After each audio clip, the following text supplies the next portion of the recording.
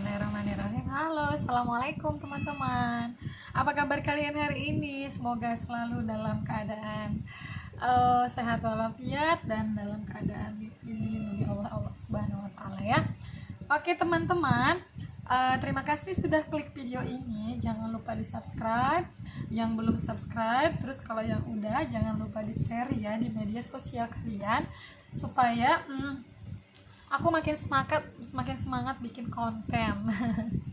Yang udah subscribe tentunya terima kasih banyak ya. Ini aku lagi dikelilingi banyak baby nih, baby empush. Sini nak. Nah, namanya Oren.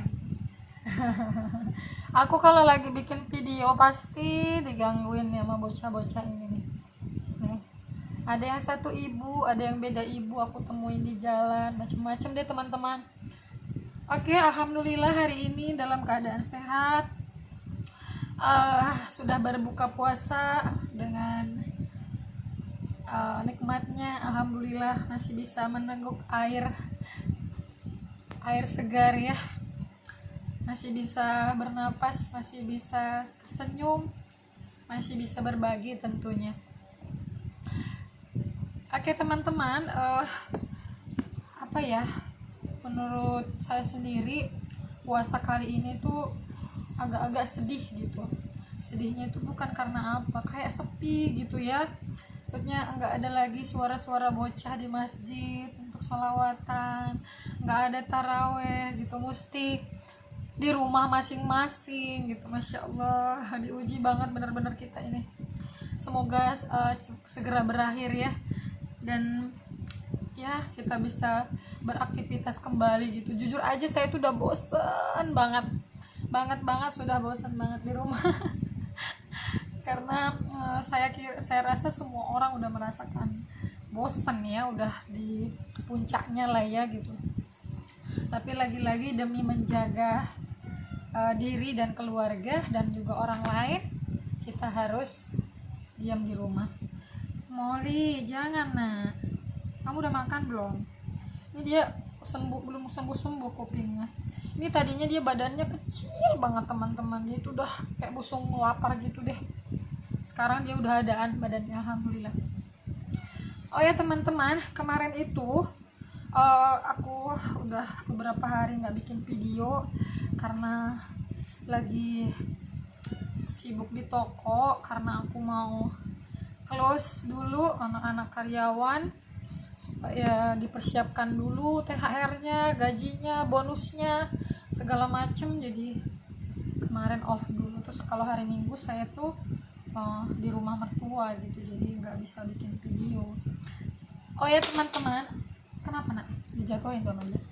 Oh ya teman-teman, aku tuh ya selama bikin channel YouTube ini, walaupun sejujurnya saya tidak berharap yang muluk-muluk, saya hanya berharap untuk apa ya, punya sahabat yang luas, punya dan bisa menyalurkan apa isi hati kayak gitu. Karena saya lebih senang mengeluarkan isi hati saya daripada saya harus diam-diam. Molly sakit loh tanganku nak. Jangan, itu ada kamera di situ. Nah, saya tuh berencana nanti setelah selesai lebaran, setelah beraktivitas, saya pengen banget merekrut satu karyawan untuk khusus mempercantik dan memperbagus channel YouTube saya ini gitu. Karena sekarang masih ala kadarnya banget, dan saya juga udah nabung dari kemarin sedikit demi sedikit, seperak dua perak untuk beli kamera gitu teman-teman. Karena saya punya agenda nanti untuk kedepannya, kalau udah bisa keluar gitu ya, kalau bisa kalau udah dibebaskan kita nih terpenjara nih. Ya udah bisa keluar rumah, maksudnya berbaur lagi gitu ya. Berbaur tentunya tidak berdua-duaan ya, yang bukan mahramnya. Jadi kayak gitu, jadi pengen banget gitu supaya saya itu kalau melakukan sesuatu, saya nggak mau main-main. Kalau saya udah memulai, saya akan sungguh-sungguh kayak gitu ya. Oh ya teman-teman, kemarin itu ada banyak banget saudara-saudara kita yang meninggal gitu ya karena corona, baik itu perawat, baik itu dokter gitu ya. Udah berapa orang dokter di Indonesia ini yang terkena si virus ini gitu ya. Ya Allah, saya tuh benar-benar belasungkawa sekali gitu ya. Dan semoga mereka diberikan Allah surga yang terbaik, diberikan peristirahatan yang terbaik, dan tentunya mereka udah berjuang untuk orang banyak dan mempertaruhkan nyawa sendiri, mempertaruhkan keluarga mereka kayak gitu ya. Dan saya tuh kemarin tuh saya tuh sebenarnya nggak punya TV teman-teman, karena emang saya sama suami nggak terlalu ini sama TV gitu, karena emang acara-acaranya juga saya rasa kurang membangun gitu, maksudnya buat saya ya. Dan lebih baik saya baca berita gitu. Kalau berita kan lebih ekspres tuh dari media sosial, malah lebih cepat gitu kan daripada dari TV. Sakit loh tanganku, nak. Iya, kamu gigit sakit. Nanti mainnya tuh main dulu sama Mixi tuh. Main dulu sama Mixi sana tuh. Jadi saya lebih senang nonton berita tuh di media sosial atau di koran-koran lain gitu, koran online gitu ya. Oh ya teman-teman, kemarin tuh banyak yang nanya kayak gini nih. Kak Wita itu usia berapa sih? Saya udah tua teman-teman, saya sudah mau kepala 3 mau kepala 3, dan ya semoga sisa usia saya ini saya bisa menjadikan lebih baik. Sisa usia ini tentunya sudah semakin berkurang, semoga saya bisa mempergunakannya dengan sebaik-baiknya gitu ya, dan berbakti pada Allah gitu ya. Mudah-mudahan walaupun aku tuh sama aja seperti kalian gitu, orang-orang pada umumnya godaan itu banyak gitu teman-teman. Terus dulu itu saya itu tinggal di Medan. Saya itu bukan tinggal di kota, enggak teman-teman, karena emang saya bersama kakek nenek saya tinggal di hutan yang isinya itu banyak hutan perawan, dan emang hutan perawan, dan emang jauh banget dari keramaian teman-teman, jauh. Mulai sakit nanti mainnya. Jadi benar-benar jauh banget dari keramaian. Jadi kalau misalnya bagi orang yang penakut tuh nggak akan bisa banget tinggal di hutan itu. Nah, saya dibesarkan di sana, saya bercocok tanam, saya pokoknya bertani lah ya gitu ya, tentang kehutanan, tentang berburu gitu. Jadi saya benar-benar dibesarkan oleh besar di kakek nenek saya gitu. Dan saya juga karena emang terlalu lama, mungkin bukan terlalu lama ya, aku sebenarnya merasa beruntung banget ya tinggal di hutan tuh teman-teman. Karena apa, selama saya sekarang di kota gitu ya, kurang lebih sekitar 9 tahun, bagi saya ya ampun gitu, kangen dengan suasana kampung, dengan suasana hutan yang saya rasakan dan saya besar di sana itu bukan hutan kotor teman-teman. Jadi hutan tuh bener-bener bersih, jarang banget dijamah orang. Hewan-hewannya juga masih banyak, hewan-hewan liar yang bener-bener dilindungin gitu. Sampai kita tuh takut tuh bukan sama, kalau dulu tuh saya takutnya itu kalau waktu kecil nggak sama manusia gitu, malah tuh sama hewan buas gitu. Kalau sekarang kan terbalik, kita lebih takut sama orang gitu, karena ya maling lah, dibegal lah, segala macam gitu ya. Dan saya dibesarkan di sana. Kakek nenek saya ini ternak, bertani, ternak anjing, ternak babi, ternak entok, ayam, merpati, segala macam teman-teman, sampai kura-kura, monyet gitu ya. Dan ya dulu saya benar-benar nggak tahu kalau hewan-hewan itu adalah hewan-hewan yang dilindungi gitu. Dan ketika saya udah masuk Islam, saya baru tahu bahwa ya kita nggak bisa mengurung hewan gitu ya, hewan yang harusnya dia liar gitu. Molly jangan, nak, tuh sama Mix itu tuh dan saya diajarin berburu gitu ya, memegang senapan, nembak monyet gitu. Dan saya sekarang tuh merasa bersalah banget gitu teman-teman, merasa kayak ya Allah gitu, dulu aku jahat banget ya gitu. Mungkin bagi orang hutan untuk bertahan hidup, jadi dia untuk lauk pauk gitu ya, mau nggak mau berburu gitu teman-teman. Tapi kalau saya inget tuh ya Allah, sadis banget gitu ya. Saya diajarin berburu teman-teman, kayak gimana caranya bikin jebakan gitu ya, jebakan untuk babi hutan gitu kan, karena orang Kristen kan masih memakan babi hutan gitu.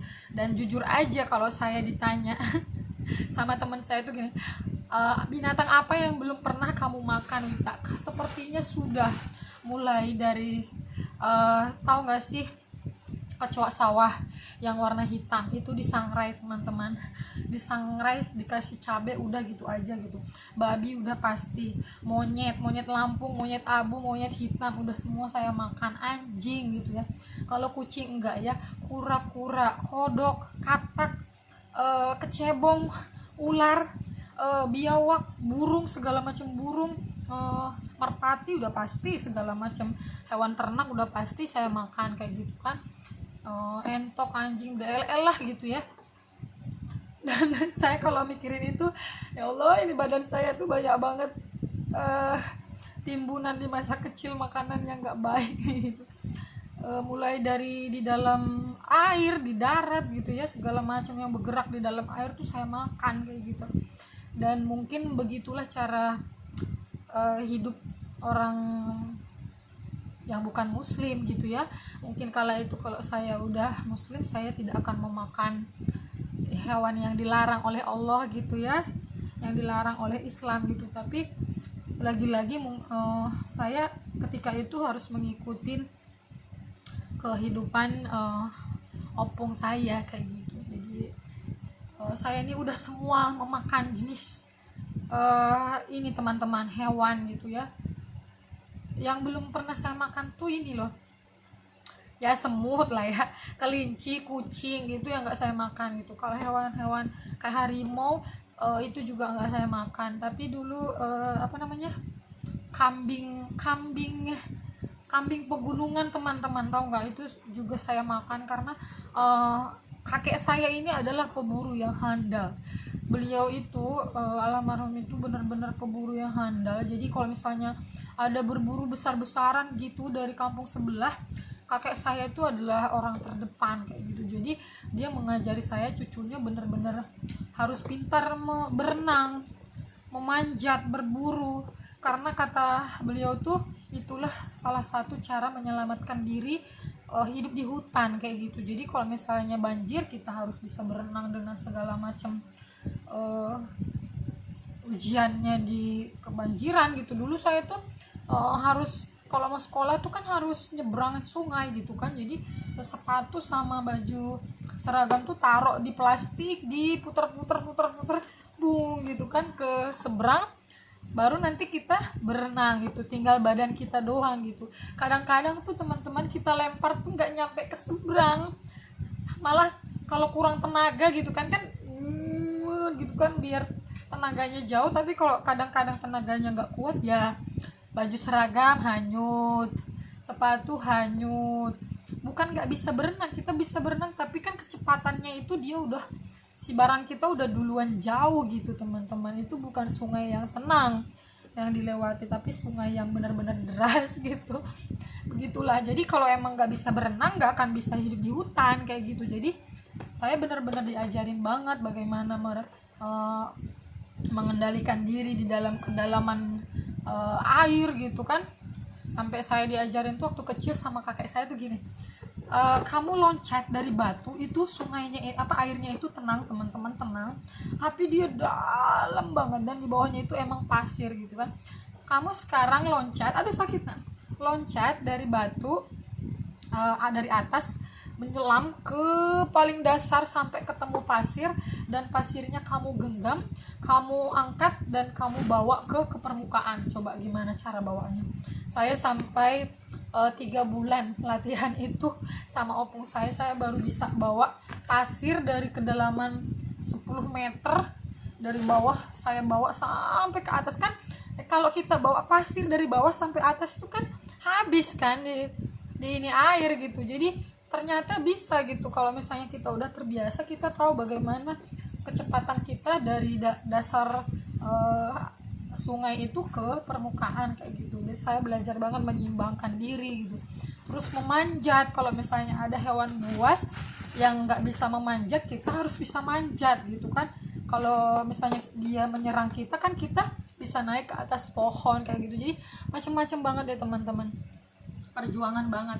Jadi saya ini bukanlah anak kota, saya terlahir dari kampung, bukan lagi kampung. Dulu bagi saya kampung tuh kota karena saya tinggalnya di hutan gitu. Sakit nak. Dan saya dulu sayang sama hewan teman-teman, bukan berarti ketika saya Kristen saya juga tidak sayang sama hewan gitu. Saya sayang banget sama hewan, hanya saja mungkin ketika itu saya juga nggak punya ilmunya, dan yang kedua untuk bertahan hidup harus makan hewan itu gitu kan. Nggak, bisa aja kadang kita ternak gitu kan, ternak entok, ayam gitu, tapi seringkali tuh yang kita pelihara malah gak dimakan gitu, karena emang opung saya ini lebih suka hasil burunya itu, yang hasil berburunya itu yang dimakan kayak gitu. Nggak tahu kenapa, mungkin ke peliharaannya udah terlalu sayang kali ya kayak gitu teman-teman. Jadi Kak pernah nggak makan daging babi? Sudah pasti saya pernah makan daging babi teman-teman.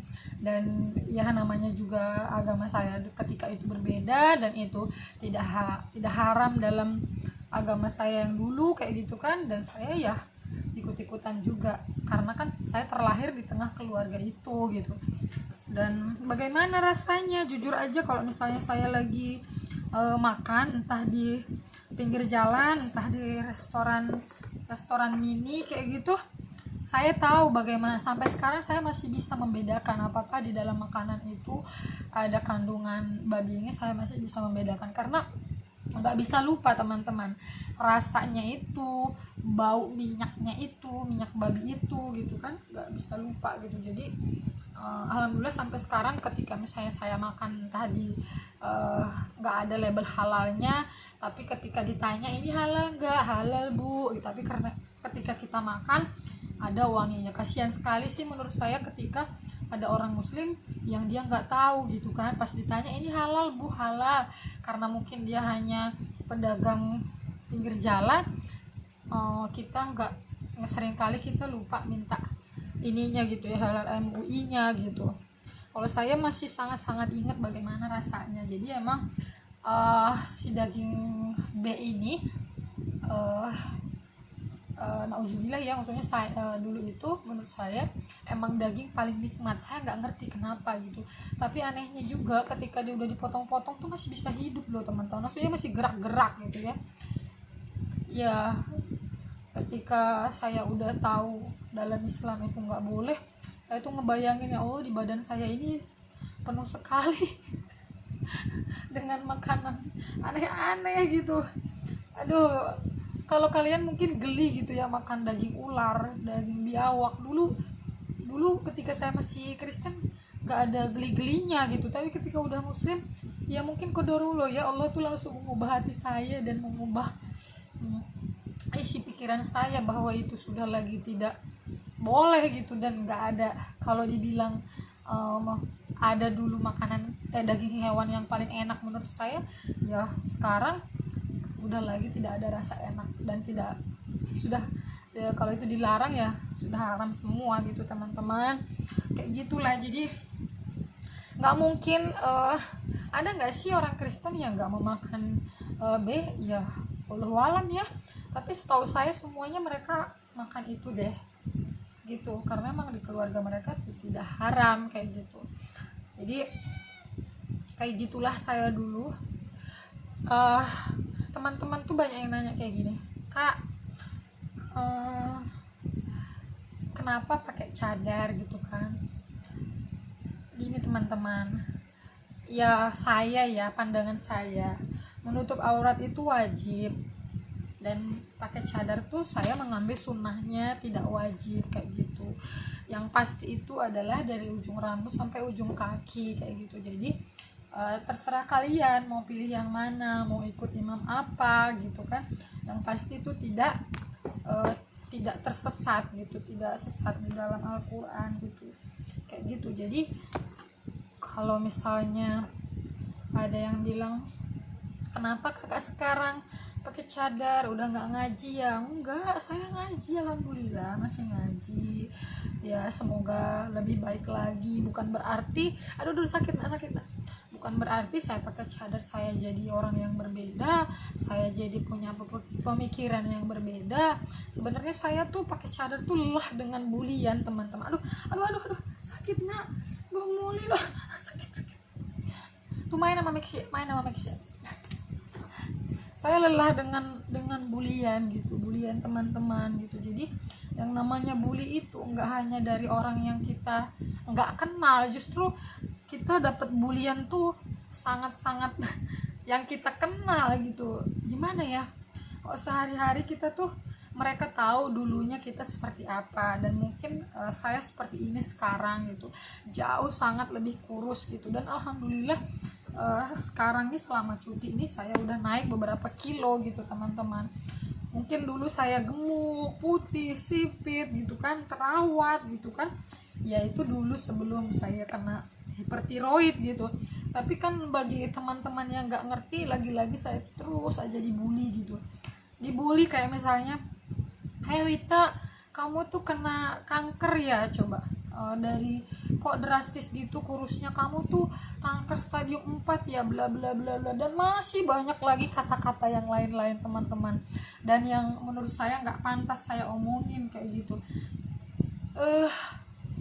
Dan yang namanya mulut gitu ya, kadang-kadang mau dia orang yang sudah baik pun ya, sudah baik gitu, tetap aja gitu mulutnya tidak bisa dijaga gitu.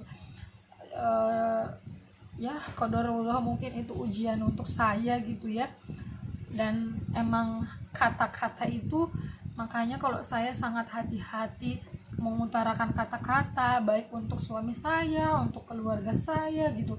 Saya sangat menjaga banget. Misalnya kamu gemukan ya, atau kamu kurusan ya, itu saya tuh agak takut gitu, karena ngomong kayak gitu ya, karena saya sendiri pun nggak enak gitu digituin orang teman-teman. Karena kan kita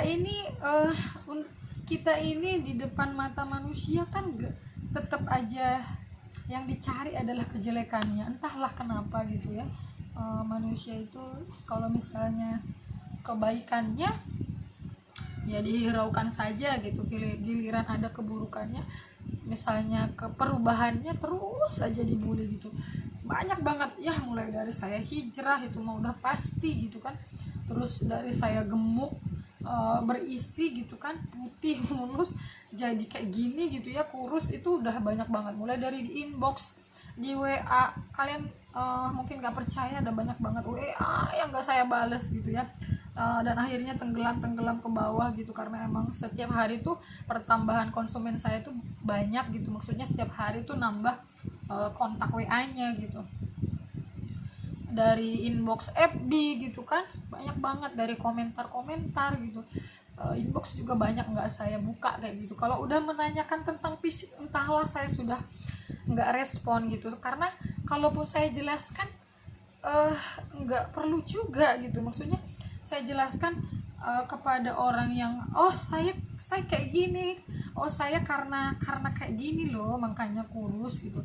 Kalau dia orang yang bukan orang yang baik, tetap aja dia nggak akan punya solusi gitu. Tapi kalau misalnya orang yang dia mendukung saya gitu, nge-support gitu kan, ya saya cerita gitu. Tapi saya pilih-pilih orang. Saya kenapa, misalnya saya tuh kena hipertiroid loh gitu kan, saya tuh hipertiroid itu turunan dari keluarga gitu kan. Jadi saya kena salah satunya gitu. Dan hipertiroid itu tidak semudah membalikkan tangan penyembuhannya, butuh bertahun-tahun gitu. Dan saya sendiri pun sejak gadis nggak tahu apaan tuh hipertiroid, karena saya pikir saya emang nggak pernah punya penyakit aneh-aneh gitu. Paling juga kalau capek ya demam gitu kan, pegel-pegel gitu. Dan ketika turun drastis baru saya cek gitu kan, apakah paru-paru, apakah ini itu. Bahkan saya hipertiroid bu, positif. Hah, apaan tuh hipertiroid gitu kan.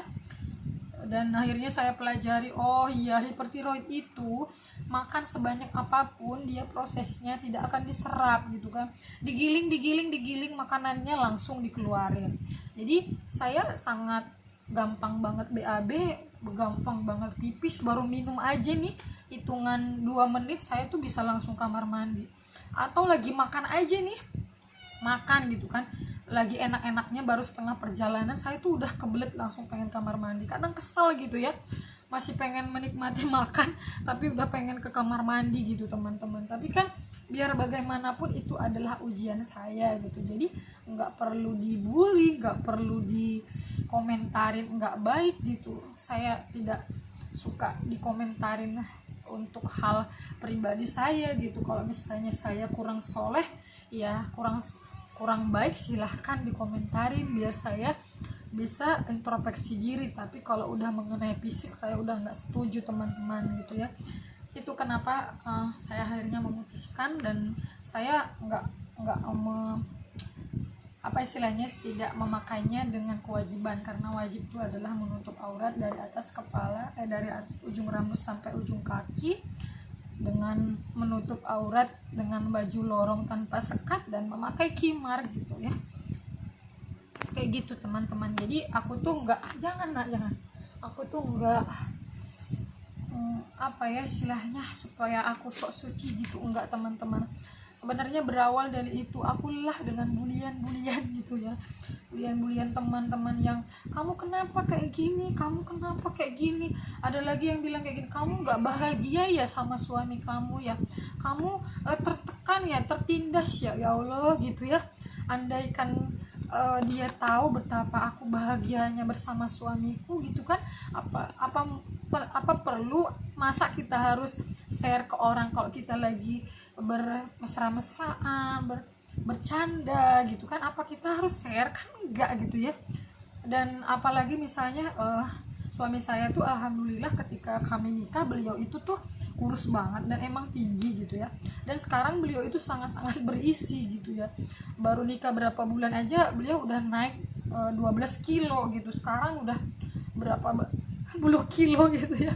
Dan karena beliau tinggi nggak terlihat begitu gemuk gitu, tapi orang tuh bilangnya gini, oh suaminya gemuk, kamunya kurus, jadi kayak angka 10 ya gitu-gitu ya. Walaupun dia sambil bercanda, aku ini hanyalah seorang manusia teman-teman, punya perasaan gitu. Walaupun aku punya penampilan seperti ini, bukan berarti hatiku itu kuat, hatiku tuh batu. Orang mau ngomong apapun aku bisa selalu sabar, enggak gitu ya. Semua pasti diserap gitu ya, semua pasti diserap. Dan nggak hanya saya aja, semua orang kayak gitu. Itu yang saya sayangkan selalu, bahwa apa namanya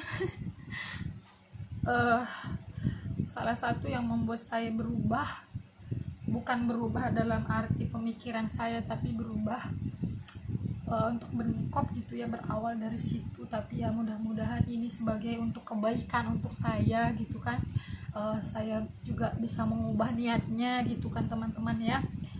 Itu aja sih, dimanapun kalian berada, nggak usah pakai kata-kata pertanyaan yang menyakitkan. Kamu kenapa iteman, kamu kenapa kurusan, kamu kenapa gini, kamu kenapa gitu, kenapa belum punya anak, kenapa belum nikah, udah punya anak kok belum punya anak lagi, terus apa lagi, kok belum punya rumah, belum punya kulkas, belum punya mobil, belum punya motor.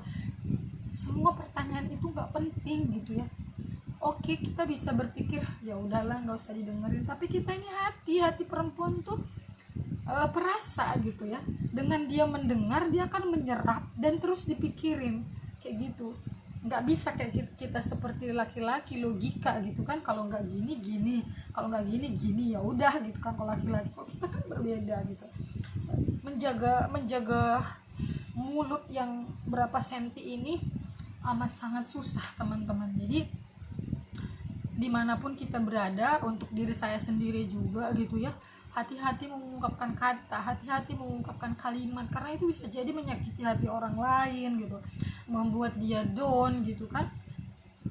Saya tuh kalau misalnya, loh kamu kok belum punya anak lagi, loh kok suaminya gendut kamu kurus, gak bahagia ya, tertindas ya, karena kanker ya, stadium 4 ya, bla bla bla, banyak sekali teman-teman, masih banyak lagi yang udah lupa deh aku kalimatnya gitu. Dan kita itu mau di lingkungan manapun pasti akan mendapatkan kata-kata seperti itu, mau lingkungan baik buruk pasti ada aja gitu. Mungkin itulah ujian orang ya, ujian saya terutama gitu ya, bagaimana supaya mungkin Allah mengajari saya jadi orang yang kuat, orang yang punya kuping tebal gitu.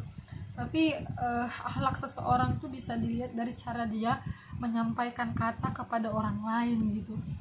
Jadi nggak bisa kita semena-mena nyeletuk bla bla bla gitu teman-teman. Saya contoh, perutnya masih kempes aja, kapan hamilnya gitu, ya Allah gitu ya, ayo dong makanya ikhtiar bla bla bla. Emang kalau kita ikhtiar udah mati-matian sampai ke negeri Perancis, ke negeri Cina misalnya berobat, harus bilang ke dia gitu kan? Enggak ya. Jadi itulah kata-kata kita tuh harus benar-benar dijaga gitu, karena kita sendiri pun gak akan mau digituin orang gitu teman-teman. Jadi perlu kita untuk menjaga akhlak, dimulai dari kata-kata dari bibir ini gitu, karena lidah ini emang setajam pedang, lebih tajam dari pedang gitu. Bagi saya sebagai orang suku Batak, entah kalian ya apakah ada yang sama, saya lebih baik dipukul pak gitu ya, daripada disampaikan kata-kata yang menyakitkan gitu kalau saya, entahlah. Dan saya juga enggak bukan maksudnya berarti memang maunya dipuji, enggak, bukan dipuji, maksudnya enggak baik kita kalau menegur orang, lagi nyapa orang langsung nyeletuk, kamu sekarang kok jelek ya gitu kan. Itu enggak baik banget, itu sepele emang, tapi untuk pendengarnya kan nggak tahu kita orang itu bagaimana masa lalunya yang dia alami gitu kan. Nggak bisa kita semena-mena.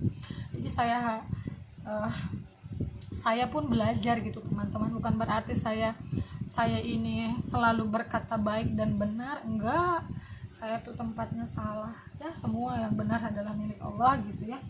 Jadi mari kita belajar dari hal yang sepele, untuk tidak bertanya ngejudge orang, bertanya pertanyaan yang langsung bikin orang dari bangkit langsung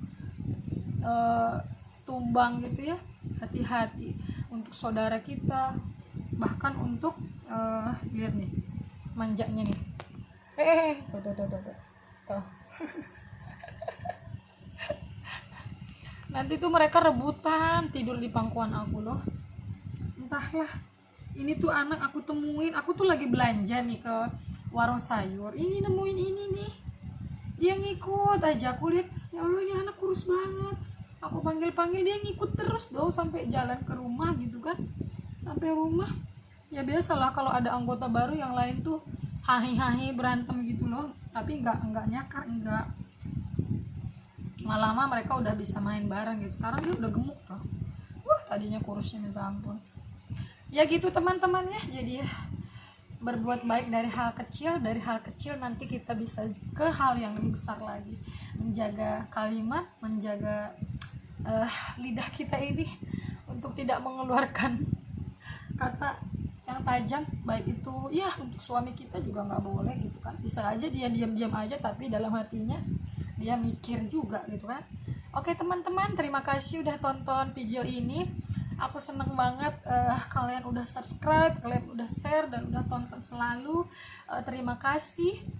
Mudah-mudahan nanti setelah selesai virus ini aku bisa buat kegiatan-kegiatan baru ya. Oke. Assalamualaikum. Poli.